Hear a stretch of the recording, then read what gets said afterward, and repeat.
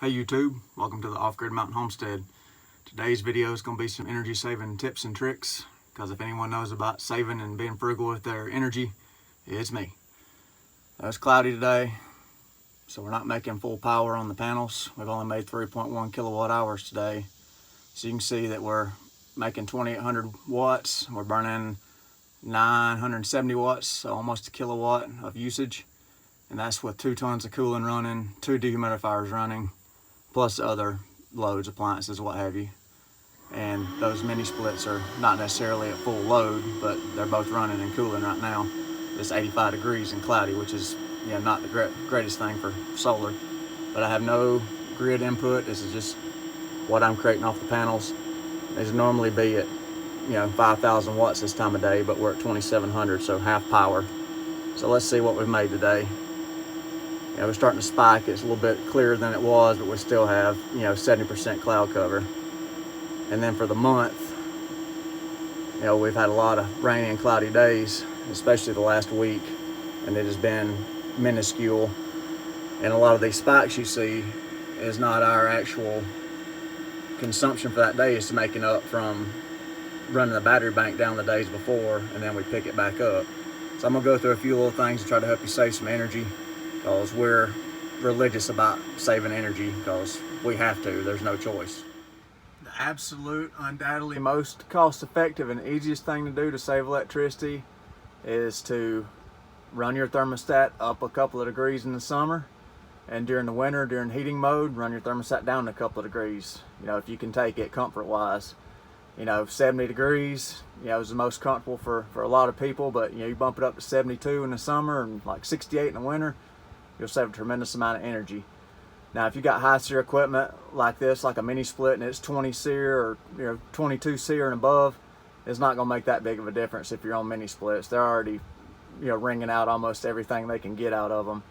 So, but traditional, conventional units at people's houses, constant volume stuff, 10, 12 SEER, especially older equipment, you'll see a huge difference just in a couple of degrees on your thermostat. And don't run the thermostat up and down all the time. Pick a comfortable spot and leave it. When you run it up, run it down, that's wasting power. And another thing is maintenance, maintenance, maintenance. If you got washable filters, like on these mini splits, wash those filters every month. And if you got disposable filters in your house on your central air, constant volume units, change those things about every 30 days, or at least go through and check them. And that's airflow. Reduced airflow will kill your efficiency. And another thing is your condenser coil outside. Make sure that thing's clean, and make sure it ain't matted up with grass and filth and leaves and stuff like that. You got a nice clean condenser outside, nice clean filters, that's going to make a tremendous amount of difference. So make sure you're up on your maintenance. And if you got to call somebody out and spend $150 to get a service call to get a condenser clean and get your blower wheel checked and clean, stuff like that, in the long run, it'll be worth it, especially if you stay up on the maintenance.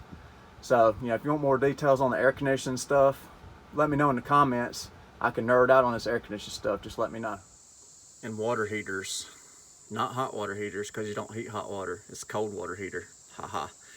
But tankless, yeah, you can save some money going to a tankless versus, a tanked gas or tanked electric. So, if you're got a water heater that's really old, 10, 12, 15 years old, and it's fixing to go out on you, you might consider spending the extra coin and going with a tankless. This Rinnai is 80% efficient Rinnai, and we only burn right around 4 gallons a month of propane. So at $3 a gallon, that's $12 a month for our water heating bill. And as far as tank water heaters, wrap them up. You can get them little fiberglass blankets that go over them pretty cheap. It's worth the money. You'll get that net gain back pretty quick. And as far as your temperature settings on a tankless, I got this set at factory temperature, which is 120, but I can go up to 160 on this one. But I just keep it at 120 due to our plumbing setup and the cistern tanks and stuff like that. But that's a whole nother video. But Legionella will grow in your tank water heater, or it can. Legionella can survive up to 122 degrees. So, if you're going to set your thermostat down, 125 would be your lowest on a tank water heater. You can do some research on that. Just look up Legionella and water heaters. There's different schools of thought on your water heater. Some people like to set the thermostat low, and some people like to set it up, 140, 150, and that's your personal choice. I'm not going to guide you either way. I'm not going to exactly tell you my opinion on that matter, because there's a lot of arguments on the internet about that. Especially if you have children, I would definitely not go high on the water heater setting, because a child could get scalded. But there's a school of thought out there that if you run your water heater at 140, 150 degrees, and when you do take a shower, you use the water, it's only displacing a smaller amount of water out of the water heater.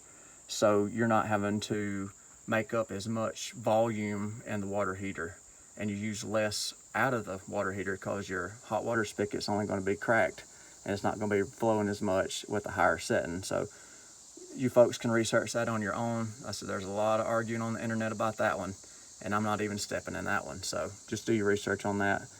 But wrap it with a blanket, and then wrap your pipes. You can wrap your hot water pipe with Armaflex insulation or the cheap, open cell from Lowe's.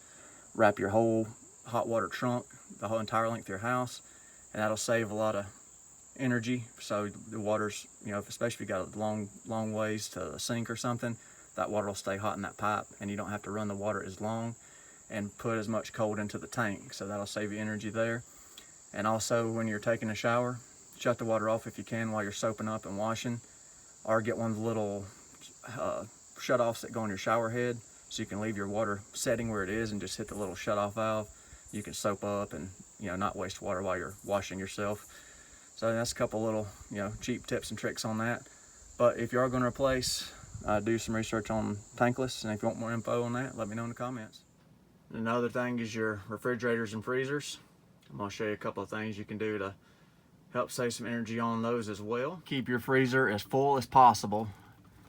The more loaded the freezer is, the more full it is, the less it's going to run.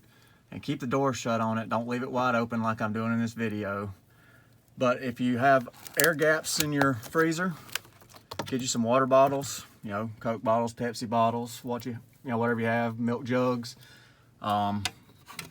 just water bottles, and fill them full of water, let them freeze. It's going to take a little energy to freeze that water, but once you have them frozen, that's going to be some thermal mass and less air in the freezer, so you'll save a lot of energy that way, keeping it full. Keep the freezer slam full. That's going to save you tons and tons of energy. Another thing on your washing machines, which I'm lucky I'm able to even touch this machine, Mrs. Off Grid usually slaps my hand if I come here and try to touch this washer. But she does the clothes washing. She plays this machine like a fiddle. I should add her on the video talking about it. But the gist of this is try to run your clothes in the most efficient way as possible. If you don't need warm water wash or warm rinse or hot wash, etc., stick with the cold if your garments and detergent and washing style allows it, and try to select your, of course, your load size to match.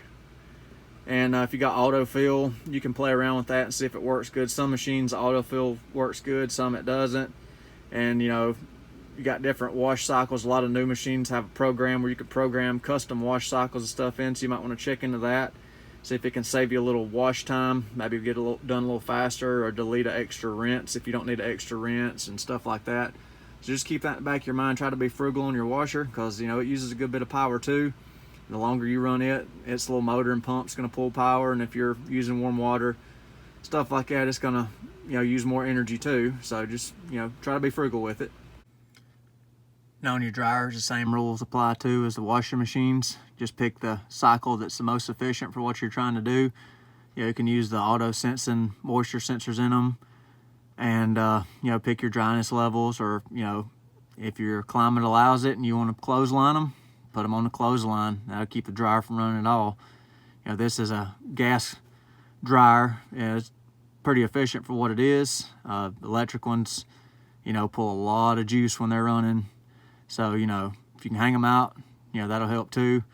But another thing we found that works, or Mrs. Off Grid has found that works good, is about the middle of your cycle, go into your lint trap, in the dryer, go and clean it out about the middle of your cycle, and that helps speed up the drying process because it makes your airflow go back up on the dryer. And also make sure your outdoor, bird screen on your dryer vent is clean, doesn't have a bunch of buildup on it. You might want to check out about once a month, depending on your, how much you use in your dryer, how often you dry. So check that for lint buildup, and also the dryer vent itself. Check it every few months or at least once a year. Make sure there's not a bunch of buildup in there, because A, it's a fire hazard, and B, it's going to use a lot more electricity when the inside diameter of that pipe is not smooth and the airflow's turbulent. It can't push the air out as easy. And take the pipe and make sure it's straight and doesn't have any bends. The least amount of bends in that dryer vent pipe, the better. It's going to keep the airflow up, let it dry a little faster. And what we have here is an energy meter. You can get these off of Amazon. There's 2 or 3 different brands that are pretty good. Kilowatt is the OG, the original. And this is a Balder, which is probably the next best one. It's a good bit cheaper than the kilowatt meter. So I'll put a link in the description of both of these so you can get one for yourself if you'd like, and check out some of the items in your house. People talk about phantom loads and stuff all the time, so we're gonna test a couple of things, see what they pull when they're not being used, just see if there's a phantom load to it. But you can set this up for your cost per kilowatt hour, and I can do another video on that if you want. Just let me know. And I got it set for what the local co-op in this area charges, which is 17 cents per kilowatt hour. I've got some family and friends that's on the local co-op, and the bad thing about our local co-op is they charge you a $25 a month minimum until you use 1,000 kilowatt hours before that minimum falls off.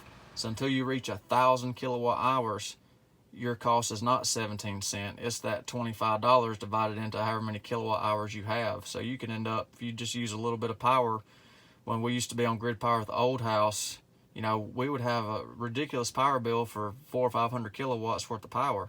And we were paying almost as much as what some people were paying for 1,000. So anyhow, ran over on that. But, I'm plugging a couple of things. Let's see what this, if there's phantom loads and what they pull. Got a laptop charger plugged in now. Let's see what 0.4 of a watt, almost half a watt. So yeah, if you can easily access your laptop charger, take it loose. That'll save you a little bit over the course of a month. I mean, it's minuscule, but still, it's worth unplugging it. A little miniature LED reading lamp. It pulls 3.7 watts, which is pretty good for a little lamp, a lot of light. An iPad charger from Apple, 12 watt, plugged in, no load on it, 0 watts, so you can leave your iPad charger plugged in. I've got a Kindle charger or Android charger plugged in right now, 0 watts, so you can leave your Kindle charger plugged in. Another cool thing about this little meter is it shows your voltages and stuff too, so you can scroll through, see everything on there. It gives you even how much CO2 you use if you're interested in nerding out on that. And when you got a load plugged in, it gives you your power factor, different things. If you want a more detailed video on this little meter, let me know. I can post one at a later date. But hopefully this video has been helpful, giving you some tips and tricks to try to save you some energy without a lot of do-re-mis, a lot of money. Just simple stuff you can do in your daily life that will help you out. And I can do another video on some other items you can change around. Just let me know in the comments. I'll be glad to share what knowledge I have with you. So thanks for watching the Off Grid Mountain Homestead. Be sure to hit the like button, comment, and subscribe.